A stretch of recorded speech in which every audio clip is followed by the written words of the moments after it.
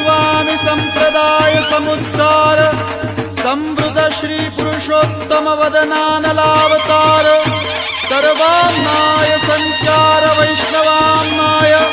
प्राचुर्य प्रकार श्री बिल्व मंगलाचार्य सांप्रदायिकार्पित साम्राज्यासन अखंड भूमंडलाचार्य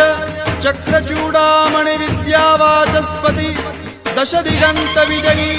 श्री भागवत प्रतिपद मणिवर भावांशु भूषिता मूर्ति पदवाक्य प्रमाण पारावार पारीण